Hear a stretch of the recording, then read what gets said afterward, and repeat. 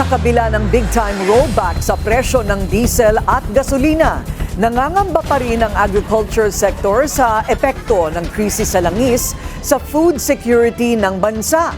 Alamin kung bakit sa agenda report ni Che Sulit.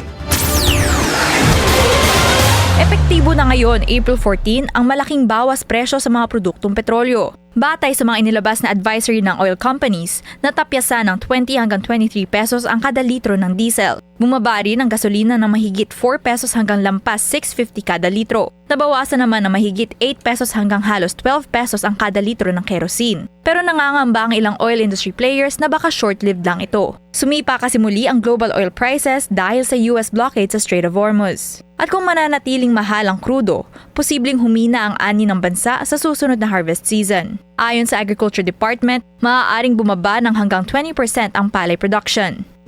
Una, land preparation, gagamit yan ng maraming makinarya. Pagkatapos nun, crop establishment, gagamit pa rin yan ng maraming makinarya. Kung patuloy na mataas ang presyo ng petrolyo, ng fuel products, siyempre tataas yung gastusin ng ating mga magsasaka. Apektado rin ang supply ng mga fertilizer dahil sa disruptions ng supply chain sa Middle East.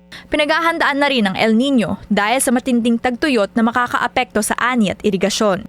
Kahapon iniutos ng Pangulo ang pagtapya sa taripa sa imported food. Layo nitong kontrolin ang pagtaas ng presyo ng pagkain. Pero babala ng ilang agri-groups, posibleng malugi pa lalo ang local producers ng baboy, manok at mais.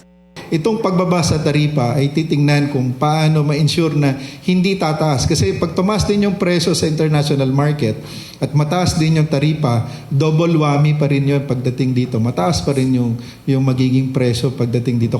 Sa gitna ng krisis, patuloy ang panawagan ng mga magsasaka at mangingisda para sa long-term concrete response mula sa gobyerno. Para sa agenda, Che Sulit, Billionaire News Channel. Manatiling nakatutok sa Billionario News Channel. Sumubaybay sa aming social media accounts at mag-subscribe sa aming YouTube channel para sa mga bago at eksklusibong balita.